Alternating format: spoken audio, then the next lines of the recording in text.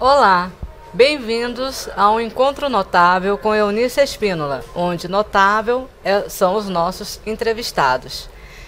Começando o nosso programa com uma campanha da água. Beba água e mentalize a paz. Esse é um mantra onde nós estamos pedindo para que o mundo todo se sensibilize com a falta da água no mundo. No Brasil estamos sofrendo muito com isso e as pessoas, a campanha na realidade é para que você, no momento que for tomar o seu copo de água, você mentalize o positivo, mentalize que o mundo está em paz, que o mundo está tendo o benefício da água doce e que nada de ruim irá acontecer conosco. Então a frase é simples: o mundo está em paz e eu também. Toda vez que você tomar o seu copo de água, você mentalize essa frase. Participe conosco. Se todos fizermos essa corrente, com certeza nós teremos uma melhoria nesse nosso planeta. Bem, hoje a entrevista é com um advogado, político, professor, palestrante e articulista do Jornal à Tarde de Salvador, Bahia. É um cidadão honorário de Salvador, é um cidadão benemérito da liberdade da Bahia, reconhecido por sua luta em defesa da advocacia no estado da Bahia e, por tal, condecorado com a mais alta comenda da Assembleia do Estado. Seja bem-vindo, Dr. Taurino Araújo Neto. É uma emoção muito grande, Eunice, estar aqui hoje para falar algumas coisas, conversar, como sempre venho conversando, e sobre a inspiração da água. Sim. A água que nos oceanos liga todos os continentes e liga a todos nós, seres humanos, dentro de uma origem única, onde cada qual tem o seu valor e nós estamos todos unidos pelo fundo do oceano. Com certeza. E uma campanha fantástica, né, doutor Taurino, da gente estar se mobilizando, se conscientizando de que nós precisamos, só nós podemos mudar a nossa história, né? Também a presença do rabdomante Realina Elias aqui conosco para incrementar essa entrevista. Na realidade, uma mente tão brilhante quanto de doutor Taurino, onde eu vou ser hoje a mediadora somente, né? Não vai ser difícil a Eunice estar abrindo a boca para falar tão sábias palavras quanto esses dois diamantes aqui do meu lado. É uma honra. Boa tarde, telesouvintes, meus caros amigos. É uma honra estar aqui contigo. É uma honra estar aqui com o Dr. Taurino nessa capacidade. E eu agradeço muito pela colocação de brilhante. É excelente ser brilhante. Se dois brilhantes se unem, duas luzes se unem, elas triplicam e não dobram. Muito agradecido. Bem, filho de Adelino Santos de Araújo e Rita Freitas de Oliveira, formou em magistério em 85, não foi? Foi. Bacharelou em Direito em 93 e atua na advocacia com ênfase na defesa dos direitos humanos. Eu gostaria que o senhor falasse um pouquinho sobre esses direitos humanos que as pessoas hoje tanto massificam. O que é direitos humanos, para que serve direitos humanos, quem atua com direitos humanos.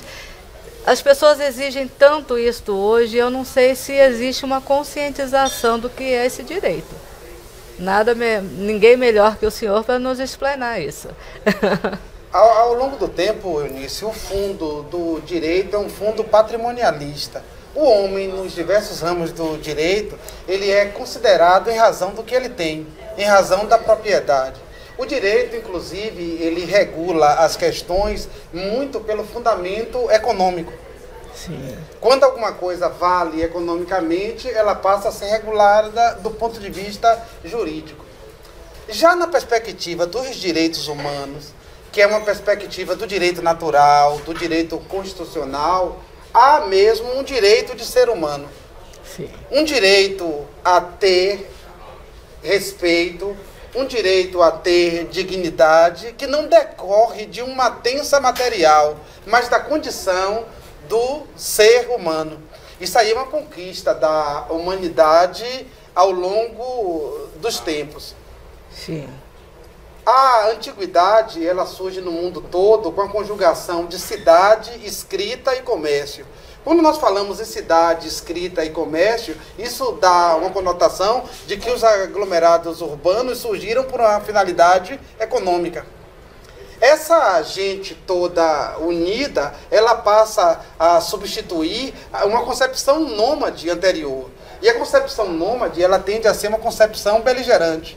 Enquanto a concepção sedentária, ela é uma concepção sobrevivencial. Então, ao longo do tempo, a luta da humanidade foi, primeiro, por liberdade. Muitos homens foram escravizados ao longo do tempo, os vencedores escravizando os vencidos. Depois, uma luta por igualdade. E, por derradeiro, uma luta por fraternidade. São os ideais da Revolução Francesa que, passando por uma concepção racional, elas precisam ser internalizadas e sentidas não apenas no plano do pensamento, mas do sentimento e da ação. Porque a humanidade, ela só será respeitada na medida em que você der ao ser humano a medida de poder se comunicar, de poder dizer, de poder sentir e interagir. Então, se trata de uma inclusão social num sentido mais amplo do que se possa imaginar. Né? Fantástico. Nós vamos fazer as perguntas e depois a gente vai para aquele ping-pong para poder chegarmos a um pouquinho, de conhecer um pouquinho melhor o Dr. Taurino Araújo, né? Casado com Soraya Souza Pinheiro de Araújo, com quem tem 3 filhos, né? Gabriel, Isaac e Ximena. A pergunta que não quer calar é: como conciliar uma vida profissional tão intensa com a familiar? É uma coisa interessante isso. O ser humano, de um modo geral, ele possui 3 ênfases. Uma ênfase de ordem sexual, uma ênfase de ordem social e uma ênfase de ordem autopreservacional. Pessoas com o meu perfil, elas têm uma ênfase social maior. Então elas são voltadas para fora. Para um grupo, um quarteirão, uma cidade, um estado, um mundo.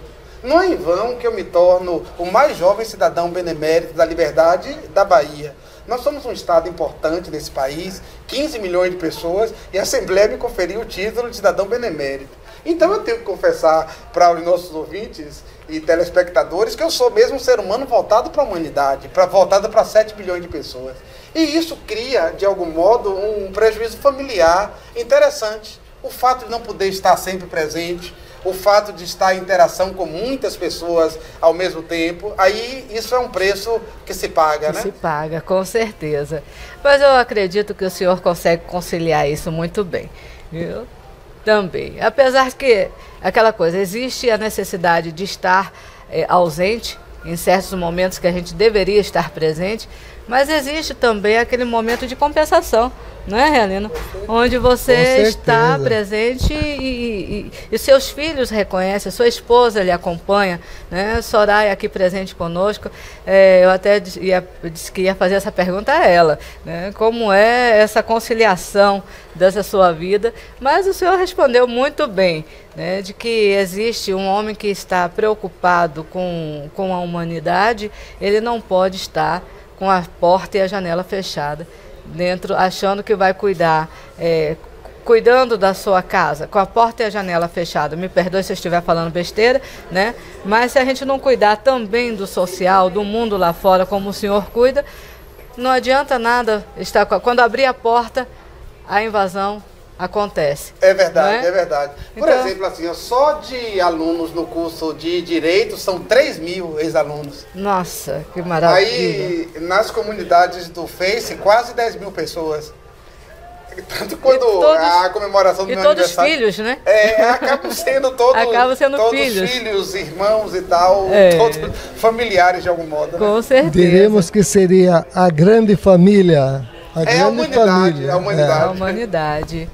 Né, Elias? E que é gostoso. Elias vem de família grande, eu venho de família pequena, né? E eu sou apaixonada por famílias grandes. Eu acho que até por isso que eu gosto também desse social, da gente estar buscando conhecer mais pessoas e se envolver mais em projetos, né, em coisas que melhorem a humanidade em si. Né? Isso é muito bom.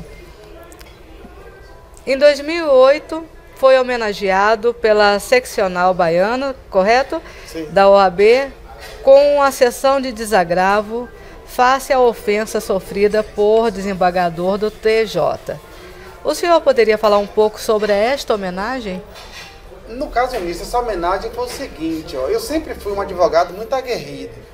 E eu estava fazendo a defesa de um cliente criminal pobre. Havia uma questão de julgamento pelo júri, já havia sido julgado. No julgamento houve camisetas, muita panfletagem, e eu queria evitar que o outro fosse julgado em idêntica situação. Aí, no momento de um recurso que se chama embargos declaratórios, o que é que eu fiz? Eu instei aquele juiz a dizer se o de agora deveria ser submetido ao mesmo constrangimento que o anterior tinha sido submetido. Teria o mesmo marketing Negativo, ostensivo contra ele. Aí, no caso, o juiz se indignou com aquela petição, disse que era uma peça avessa ao bom direito, que ele se encontrava em sentimento de pesar com a minha petição. Aí, esse fato foi comunicado à Ordem dos Advogados do Brasil, a seccional Bahia, que prestou uma sessão solene de desagravo. Aí eu não podia deixar isso barato. Eu falei para o meu ofensor o seguinte, que se ele estivesse mesmo pesaroso, que ele procurasse médico, terapeuta ou confessor. Porque num estado de pesar, uma pessoa não pode proferir um julgamento que preste. Então, na medida em que eu falei com ele assim, que procurasse um médico, é porque o médico responde ao real de Lacan.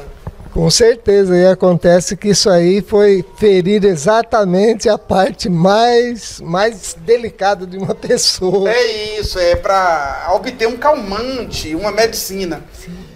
Quando eu falei do terapeuta, eu me reporto ao simbólico de Lacan. Porque aí ele diria até ao terapeuta o seguinte, ou porque na verdade eu invejo esse advogado, tanto aguerrimento por uma pessoa pobre, porque talvez eu luto por dinheiro, ele consegue lutar por sonhos, por um ideal de justiça, de que a Constituição seja cumprida para aquele cidadão em estado de dificuldade.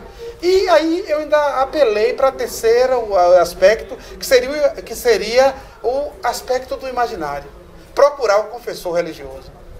Pedir perdão a Deus. Porque nós começamos essa entrevista, quando você fez a invocação da água, de um mundo no qual eu estou em paz e todos estão em paz. Essa quietude, ela é muito lembrada por Confúcio. Porque Confúcio nos diz o seguinte, para onde fores, leva contigo o teu coração. E a importância de aquietar esse coração. Aquietar para perceber o que está se passando, aquietar para escutar o outro e fazer a afirmação de ponto de vista adequada, que nunca é incluindo o advogado, porque eu não estava em julgamento, né? Lógico. Então recebeu essa homenagem, né, depois sobre esse desagravo, não foi? Foi. Fantástico. Cognominado o Samurai da Voz, quem é Taurino Araújo Neto? Quem o senhor pensa que é, doutor Tauriano? Essa pergunta, assim, quem você pensa que é? Eu já respondi essa pergunta N vezes, né? Sim. E essa questão do samurai da voz é interessante. O pessoal de artes marciais diz o seguinte, que quando eu falo, é como se estivesse esgrimando.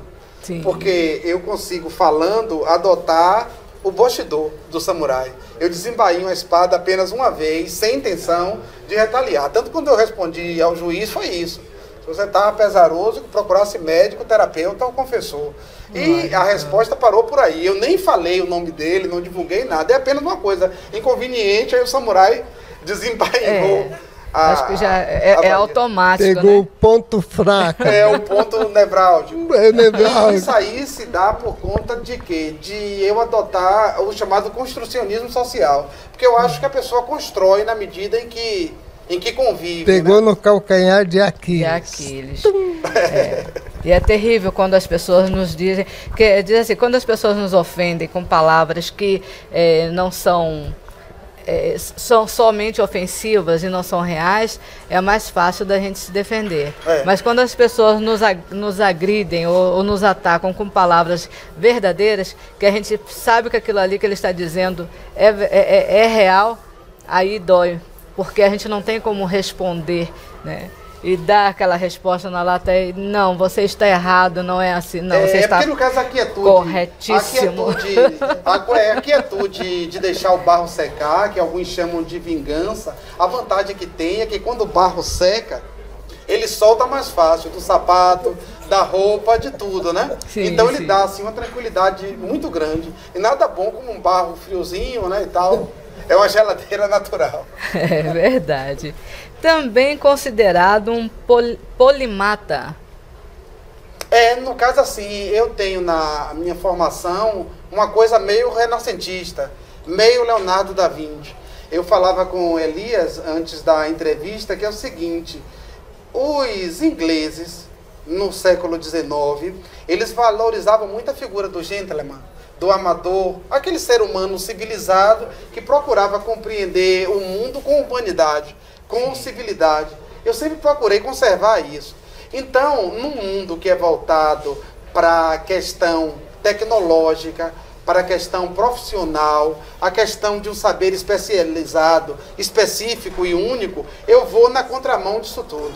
É como se eu me metesse com tudo a partir da linguagem. Porque eu parto do seguinte ponto de vista: ninguém sabe tudo ou nada. Não existe essa espécie de tudo ou nada. Porque todos nós temos pré-compreensão de tudo.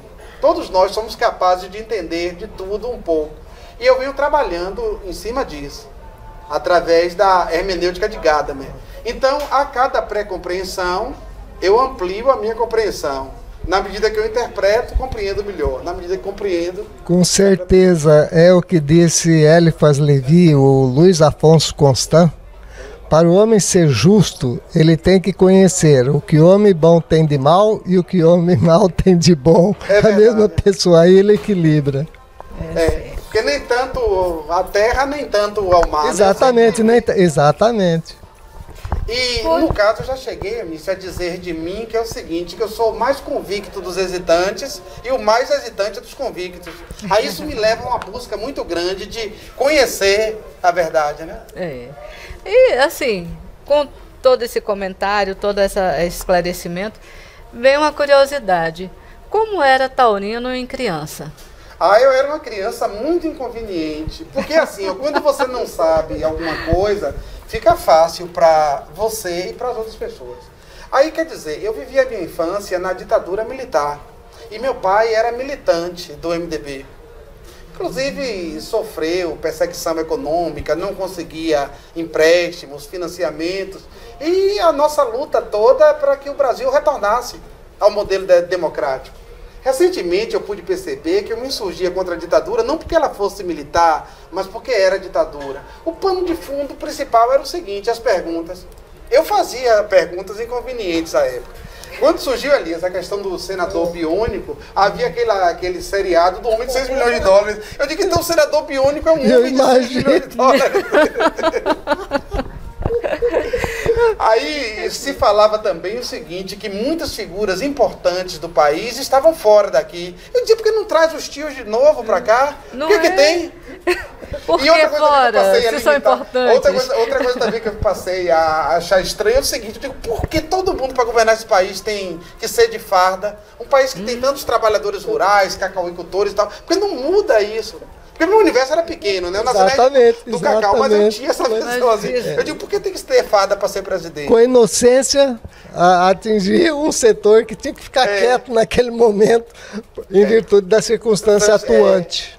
Aí vem aquela bandeira, Elias, a primeira bandeira que eu tomo consciência, eu contava que com 8, 9 anos, é da anistia, né? Anistia ampla, geral e restrita. Restrita, exato. Aí, quer dizer, num dado momento a gente percebe que por questão econômica, o regime militar já não conseguia controlar tanto, e somente depois eu consegui perceber, porque as pessoas ficaram um pouco frustradas um ano depois com a lei da anistia, como se deu, né? Exatamente, porque o ser humano não há uma concordância total. É o Yang e Yin em harmonia. Então, o azulzinho equilibrando o vermelho. Ou a pintinha preta equilibrando o branco. Ou a pintinha branca equilibrando o preto. Formando o quaternário, né? E no caso assim, através dessas perguntas, o que é que acontecia? Eu fazia pergunta e ainda era inconveniente assim. Eu pegava o rosto dos adultos e voltava para mim. Eu digo, olhe para mim.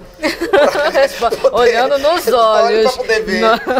E assegurar de que a resposta, né, estava correta. Realmente, uma criança fantástica. Deve ter dado dor de cabeça em muita gente. Deu a mão de obra aí. Deve ter dado muita dor de cabeça naqueles adultos que estavam com a visão restrita, vamos colocar assim. Controladores. Então, a liberdade, a igualdade e a fraternidade em ação. Então...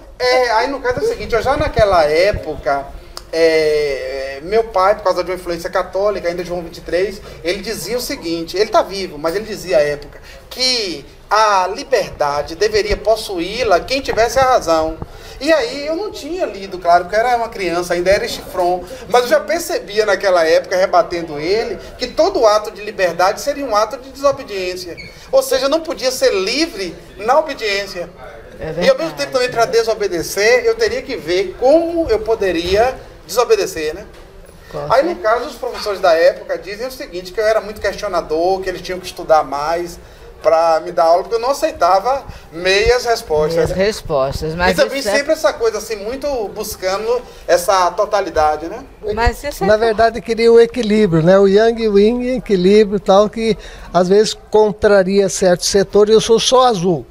Peraí, eu tenho que ter o pontinho vermelho ali e tal. Sou só preto. Tem que ter o pontinho branco. E a curiosidade mesmo, né? Acho Exato, de criança então, para você aprender. Amplitude, quer ver tudo ao mesmo tempo, né? E outra coisa também no caso é o seguinte, mais recentemente eu me dei conta disso, eu fui uma espécie de sobrevivente do bullying.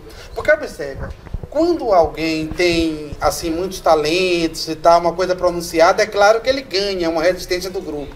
Aí eu sempre procurei compreender o grupo de diversas formas. Eu desenvolvi muita inteligência emocional. Polarizou os grupos. É isso, é para polarizador dos grupos.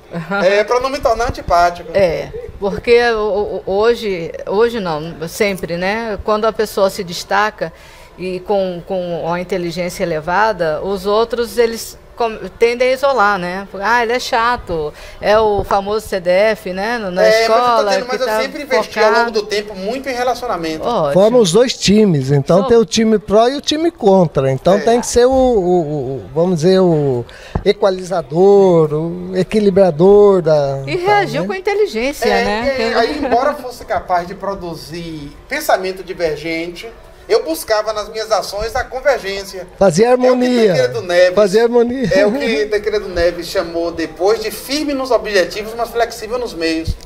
Exatamente. Ó. A sabedoria e equilíbrio. Se não tiver para tentar naquele contexto todo ser persona grata, né? Exato. Aí tinha aquelas coisas católicas e tudo, eu estava lá fazendo oração, a novena, dizendo, esse regime aí... essa coisa. Forças religiosas, forças ordenadas, forças...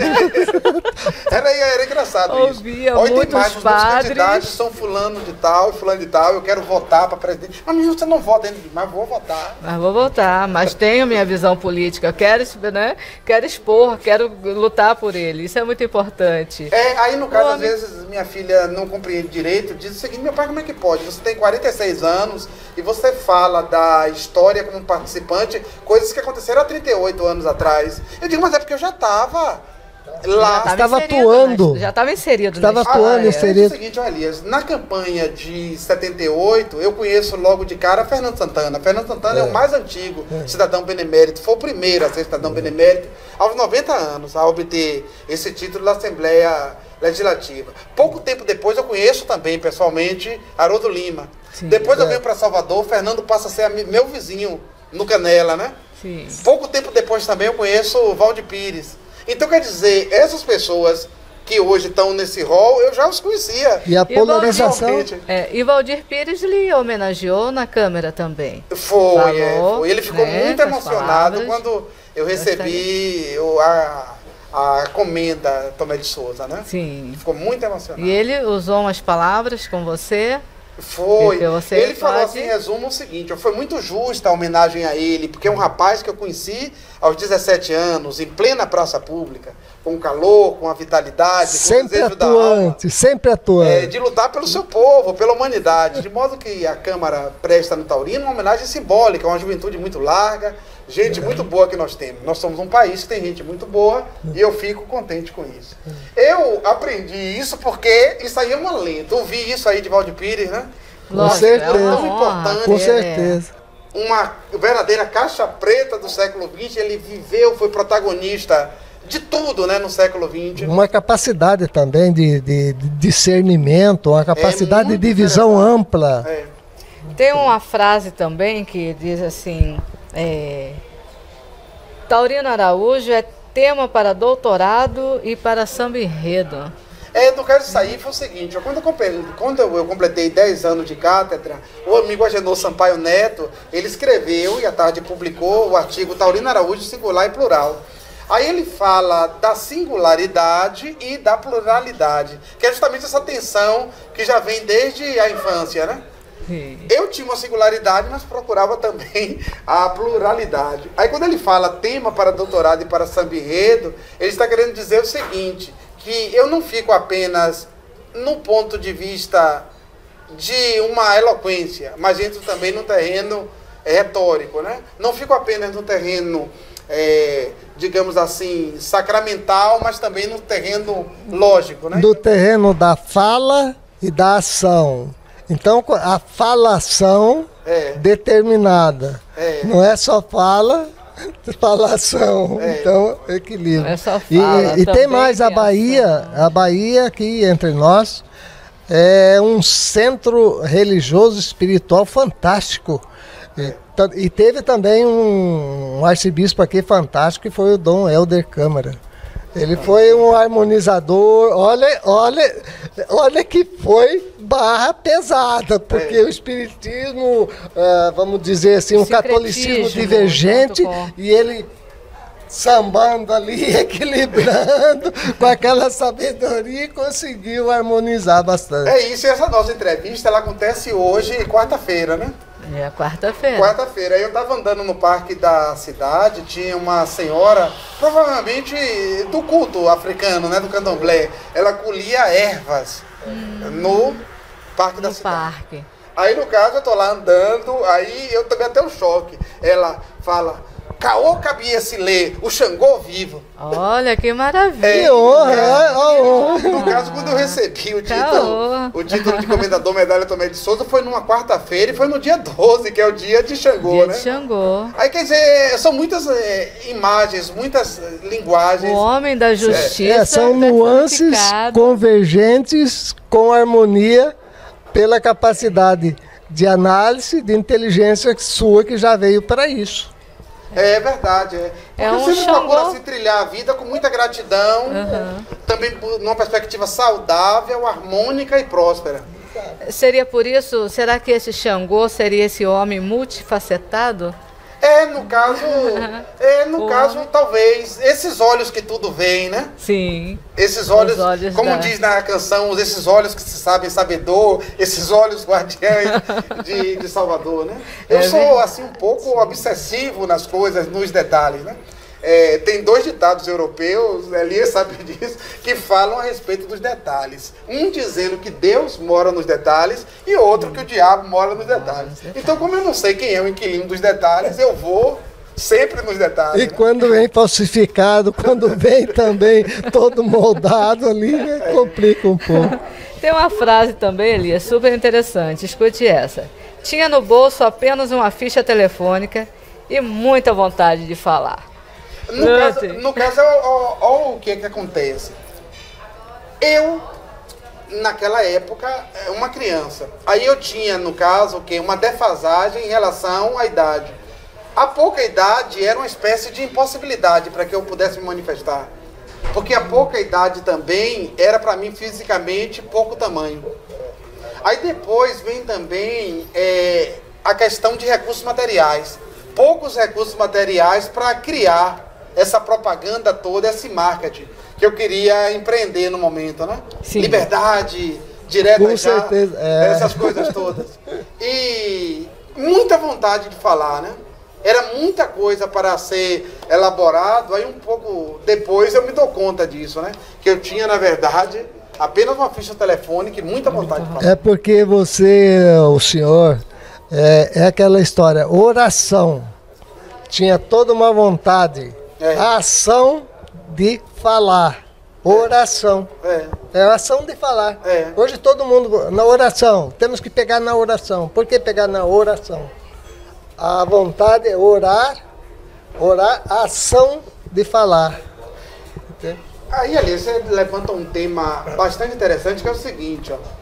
Porque quando alguém alça a notoriedade que eu alcei, até pelo fato de vir de longe, muito pobre e tal, e ter um título estadual importante, tanta influência, assim, tanta coisa no mundo, aí o que acontece? Isso aí gera, no caso, assim, alguns admiram, outros detratam. Aí, por exemplo, assim, quando eu recebi o título de comendador, que geralmente só se recebe aos 60 anos, disseram o que foi que você fez. Eu disse, vai na etimologia da palavra e você vai dizer que um comendador não faz nada, já fizeram por ele dando o título, né? Então, no caso, assim, é muito a questão da força da palavra. Às vezes as pessoas não se dão conta do impacto que tem a palavra. Com certeza. Quem trabalha, por exemplo, com terapia, quem é terapeuta do corpo, diz que um toque é mais forte que uma palavra, mas eu posso dizer que uma palavra é mais forte que um toque, porque as palavras, quando ditas acertadamente, elas tocam. Com certeza, depende da vibração, depende da vibração da palavra. Ferem. Depende da vibração da palavra. É por isso que depois que me deram esse epíteto de o samurai da voz, eu parei até de falar certas coisas, somente de falar com raiva, alguma coisa assim, para poder não ter um impacto negativo. Tem que cuidar mais da oração. É verdade. Não sair cortando cabeças, né? Decapitando as pessoas com as palavras. Porque no caso, o discernimento, o bom discernimento é o discernimento da convivência. Eu vou participar, vou encerrar no mês de julho, um congresso internacional sobre sistema prisional no século XXI. E aí o questionamento que eu faço é o seguinte: esse mundo grande que Deus nos deu, com esse céu azul tão bonito, ele não é uma grande prisão. Nós temos pessoas com comportamento desviante. Aí a sociedade tem que dar a melhor resposta a esse comportamento desviante. Porque o bem haverá de ser pago com o bem, mas o mal, ele terá que ser respondido com justiça, e a justiça terá de ser temperada com a equidade. Ou seja, não combina com uma sociedade que se diz civilizada, com um grau de humanização alto, vá aceitar tratamento brutal contra os desviantes. Através do amor, absorver o ódio. Com certeza. Porque o ódio, ele destrói. O amor constrói. Então, através do amor, absorver o ódio. E no caso assim, é claro que isso é uma opinião minha, por aquilo que eu falei, de ser uma pessoa voltada mesmo para o social. Mas eu noto assim que muitas das questões de violência, elas passam pelas exclusões, as exclusões de toda ordem. Com certeza, e tem também a questão de origem também, né? Que é muito interessante essa questão de origem. Os norte-americanos fizeram uma pesquisa sobre os DNA de todo o pessoal lá, de Al Capone, Jesse James, todo esse pessoal. E constatou que havia uma regularidade nos genes. Por isso que o americano, talvez, deve ter sido, são deduções, por isso que o americano não presta, morre. Então, e aí tinha a morte lá e depois acabou, foi amenizando tal. A pena de morte? Sobre a questão da pena de morte, eu tive acesso a alguns estudos nos Estados Unidos. Muitos promotores eles têm preferido a prisão perpétua. Isso por quê? Porque a pena de morte ela é caríssima. Tem processos que demoram anos. A justiça nos Estados Unidos é caro. Chega a custar 18 milhões de dólares no processo. A parte monetária não também vale influindo. Aí, e depois vem o seguinte, se houver um erro, como vai se reparar um erro? É uma coisa muito constrangedora um Estado errar, condenar alguém à morte e depois descobrir, como já descobriram. E houve vários, recentemente descobriram vários casos de erro, exato, inocente. Se tivesse, vamos dizer, concedido a morte, o estado de morte para o indivíduo, estaria cerceando toda uma pessoa inocente. Aí essa questão da sociedade, quanto mais quando nós falamos de sociedades complexas, ela cria o seguinte problema: a sociedade ela é muito opressora do indivíduo. E no caso assim, me perdoem no caso a evidência, mas isso é um fato. Vejam o seguinte, eu fui durante a ditadura militar fora da lei. Dentro daqueles parâmetros. Com certeza, dentro daquele parâmetro. E aí vocês pensem o que é que aconteceria se essa ditadura continuasse. Só um dado que eu passo, Elias, é o seguinte, em 1986, com Sarney na presidência, eu fui à Polícia Federal, porque eu era fiscal do Sarney. Se não tivesse havido essa transição, como é que eu iria? Seria complicado. Estaria então, no caso, o que acontece? Uma coisa que a gente deve se dar conta é o seguinte, que a sociedade, ela cria manifestações de status para quem está por cima e manifestações de menosprezo para quem está por baixo. É aquela do cristão que diz, né? Ao que tem será dado. Cristo que falou. E ao que não tem será tomado. É uma colocação muito assim, muito drástica, quase impossível, mas é uma realidade. É diagnóstica isso aí. Esse projeto de resgate, então, dos presos, né? É uma perspectiva de inclusão deles. De inclusão deles na sociedade. E é a resposta humanitária que nós podemos dar. E que devemos dar. Nós tivemos aqui sendo entrevistado conosco o Dr. Joir Salas, de Vitória da Conquista. Ele é diretor da penitenciária. Diretor da penitenciária lá. E o que aconteceu? Ele veio nos mostrar um trabalho fantástico que ele está desenvolvendo lá. Para recuperar o indivíduo. Recuperação dos presos. Que na realidade não é você jogar o homem dentro de uma jaula e largar lá, que não vai recuperar como, né? Eu acho que precisa um resgate, um tratamento, um acompanhamento, né, para que esse indivíduo se recupere para a sociedade e não virar escritório como hoje está virando, que a gente sabe, né, que as penitenciárias, as salas dos presos, eles estão administrando os trabalhos que eles desenvolviam aqui fora, né? E pelo fato de que estão presos.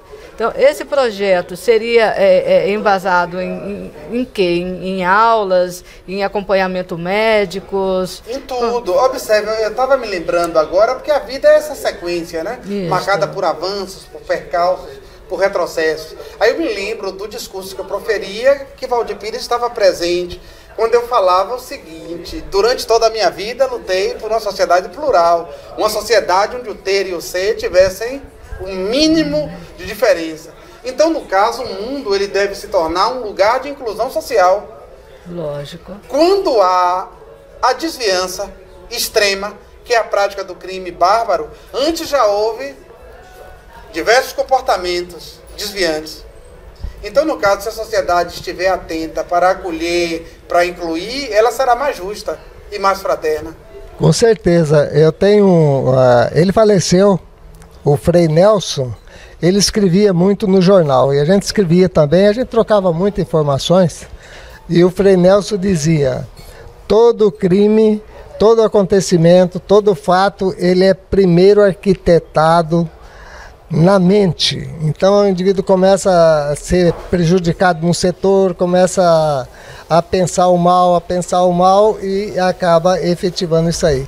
Então, seria, no caso, está tudo em harmônico com a tua colocação. Uma coisa que acontece é o seguinte, a gente às vezes não se dá conta que isso pode acontecer de modo difuso. Exatamente. Ou seja, o sujeito vai sendo, de todo modo, massacrado. Manipula o outro que é mais sensível, que é mais bondoso. Aí o indivíduo, ele vem desde pequeno, todo massacrado. O que vai acontecer? Vai se revoltando, depois pega um fuzil, vai lá na escola, fulmina todo mundo. Por quê? Porque não houve um trabalho de, vamos dizer assim... de acolhimento, apoio, de convivência, apoio. Amor para destruir o ódio. Só isso, em pouco papo, né? Amor para absorver o quando você quando você trata com amor, com carinho, com atenção, dificilmente a rua acolhe, né? Porque você trata seu filho com liberdade, ou um indivíduo com respeito, com liberdade, com informações adequadas. Então, a rua não convence. É o famoso quando a gente dá a base para os nossos filhos. Aí, no caso, é o seguinte, quando eu recebi o título de cidadão honorário de Salvador, o meu discurso, que está também na internet, é um discurso, modéstia à parte, muito bonito. Sim. O nome do discurso é Através do Amor. Beleza. Porque o perfume, etimologicamente, é através do fumo, né? E perfume através do amor. Sim. Aí o que acontece? O amor é uma força muito poderosa. Com certeza. E no caso é o seguinte, quando os meus detratores me criticam, eles não sabem a força de amor, a força de interação que está envolvida nisso tudo, né? Aí no caso encontram o contraponto onde menos esperam. Com certeza, e o amor cura, o amor é remédio também, para cura, para... E o amor enaltece. Em dezembro, eu estava falando com Eunice, teve uma pessoa, eu conheço só do Facebook, eu não posso garantir, mas ele disse que é da cidade de Plástico, em Periperi. Aí ele falou, quantas homenagens bonitas, vindas de pessoas, né, intelectuais, gente simples e tal, e ao longo de tanto tempo. Aí ele falou, por que dezembro não se transforma logo em taurino, né? Não passa a se chamar... Isso aí é uma manifestação. Que bom, que ótimo, amor, já é reconhecimento de todo esse trabalho seu, que desde pequeno, curiosidade e com, vamos dizer assim, com discernimento do bem, do mal, equilibrando. E eu não rejeito o convite de amizade, respeitosamente interajo com todos. Aí quer dizer, isso criou nele uma emoção bonita. Com certeza, porque é um equilíbrio harmônico. Quando eu recebi o título de Comendador Medalha Tomé de Souza, a Câmara foi invadida pelo mestre Lua Rasta e a sua capoeira de rua. As pessoas, no primeiro momento, estranharam e depois começaram a entenderam nada. Porque ele ficou emocionado com a homenagem que me prestavam, né? Um grupo japonês também. Manifestação do povo mesmo, um grupo japonês também, o grupo Uado, União e Harmonia, compareceu. E também tocou o taiko, né? Durante essa homenagem. E aí falou em japonês, Omedetou Araújo Shureikan, ou seja, sinceras saudações, Comendador Taurino Araújo. Aí ficou aquela coisa bonita, né? Com certeza. Uma manifestação japonesa e ao mesmo tempo da capoeira de rua. E o reconhecimento de um trabalho vamos dizer assim, observado por pessoas nobres dentro daquele contexto de harmonia, nada de briga, vamos dizer, opressão. Muito bom mesmo. E no caso assim, dentro da minha ação política, quer dizer, eu sou um profissional, sou um advogado e professor, agora exerço também. Não tem jeito de não ser político. Eu exerço militância política. Uma coisa interessante é o seguinte... É muito partidário ou não? Desculpe a pergunta bastante indiscreta, porque partido quer dizer pedaço. No caso, eu sou trabalhista, né? Eu acredito na força do trabalho. Aí o que acontece, em 2012 saiu uma pesquisa que eu liderava como o segundo candidato na admiração de quem tinha outro candidato. Então, observe, se fosse pelo modelo holandês, eu ia estourar. Que beleza! Porque no caso foi uma campanha feita assim com total boa-fé, poucos recursos, porque eu não queria cooptar ninguém, eu queria um mandato independente, né? Sim. Aí, resultado, eu fui votado nessa cidade toda, nos 20 distritos, é uma coisa emocionante. Que ótimo, pensaram muito que eu bom. ia ser votado nos bairros novos, mas eu fui votado na Que cidade. bom. E essa Ótimo. aceitação, né, pelo povo, a aceitação pelas pessoas que lhe conhecem, isto é um alimento para que você cada dia mais se dedique a esse trabalho, né, a essa busca de levar para as pessoas o melhor, de plantar esse amor, né, como que você diz, qual é o meu objetivo? Foi o que eu entendi.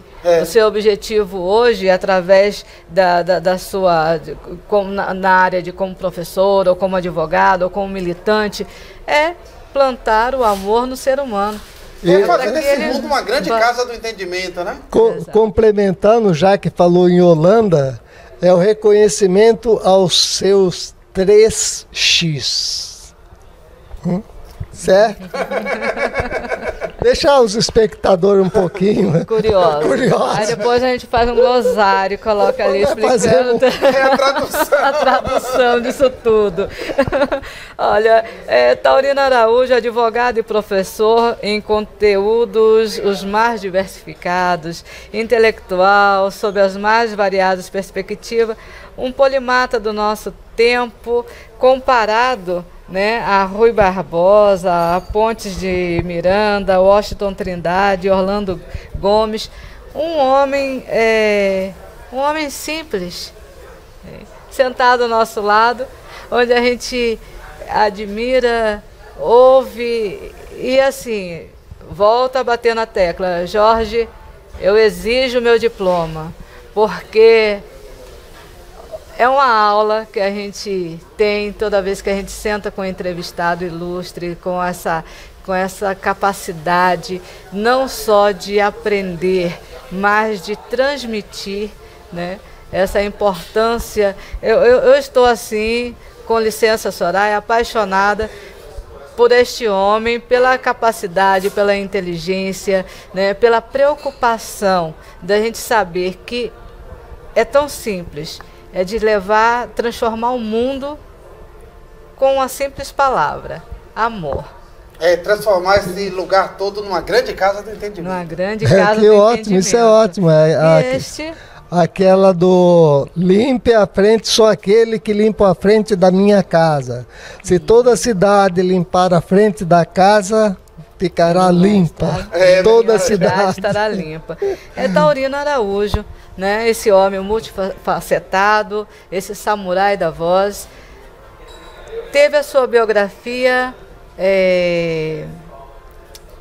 me perdoe a palavra, fiquei emocionada, publicada no árabe, agora em dezembro de 2014. Foi, né? Logo depois no hebraico. E 6 dias depois no hebraico. Que beleza, ótimo. Se for por mim, a Pai no Oriente isso aí é a influência dos filhos, que já colocou os filhos tudo dentro do contexto hebraico. Este acontecimento, você poderia me explicar? Como? A que se deve esse acontecimento, a esse taurino ser traduzido, né, para o árabe, para os judeus, para que as pessoas saibam, né, quem é? A gente volta à primeira pergunta, quem é taurino? Em judeu, em árabe. Porque no caso assim, é uma ostensividade, uma busca muito grande, né, de comunicação, de interação. Aí eu costumo dizer, principalmente para meus alunos, que existe uma verdade que é de ordem natural. Porque é o seguinte, quando você se abre para a verdade, há uma verdade que é de ordem natural.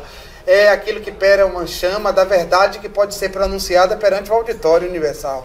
Aí quando você encontra o propósito, o ponto certo, as divergências acabam cessando, né? Porque, na verdade, o que desune os homens são certos cacoetes. Com certeza. Aí a existência nesses pontos de divergência impedem a convergência, né? Sim.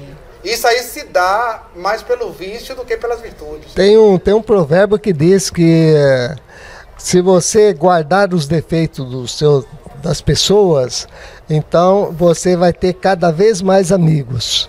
E se você divulgá-los, terá cada vez mais separações entre as pessoas. É porque, na verdade, Elias, o que é que acontece? Muitas pessoas não se dão conta disso, que nós somos todos uma excentricidade. Se nós não fôssemos uma excentricidade, nós já seríamos Deus. E quando deixarmos de ser uma excentricidade, voltaremos para Ele, né? Então toda a saga é algo que está fora do centro, de algum modo. Buscando o centro, mas fora do centro.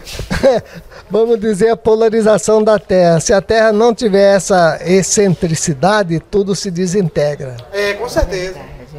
Taurino, por mim, eu ficaria aqui 3 dias, 3 noites e mais várias semanas sentada aqui conversando com você. Porque você é uma fonte que a gente deve beber diariamente para que a gente aprenda, né, a viver. Mas, infelizmente, o nosso programa, o Encontro Notável com Eunice Espínola, que notável é o nosso doutor Taurino Araújo, nesse dia, né? Eu gostaria de agradecer a sua presença aqui, de abrir sua agenda para a gente poder estar conversando. Não é uma entrevista, é um bate-papo, né? Onde a gente tem ansiedade de conhecer pessoas com mentes tão sábias quanto. E o programa agradece muito a sua presença. Viu? E também deixando a porta aberta para que sempre que você quiser precisar e que nós precisemos também que você esteja presente aqui conosco. Porque novas perguntas darão lugar a novas respostas e novas indagações. Sim. E é importante que nós abramos mesmo a possibilidade, né? Porque disse o seguinte, que um homem é as palavras que ele domina, e ele deixa de ser as palavras que ele ignora. Então, quando nós transformamos o vocabulário passivo em vocabulário ativo, quando nós conseguimos fazer das coisas não compreendidas coisas melhores compreendidas, ou melhor compreendidas, portas e avenidas se abrem. Com certeza, é uma honra conhecê-lo. A mente se expande. Foi uma honra conhecê-lo pessoalmente, porque a gente já conhecia através de informações, sempre se conhece as pessoas, mas fiquei muito feliz em conhecer este nobre e sublime amigo, vamos dizer agora, um novo irmão. Muito agradecido. Com certeza. Agradeço também a sua presença, Realina Elias, viu?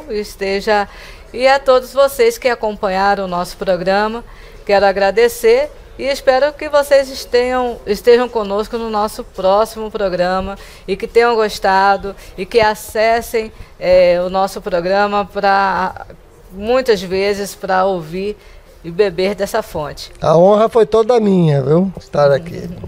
Agradeço a todos. Até a próxima.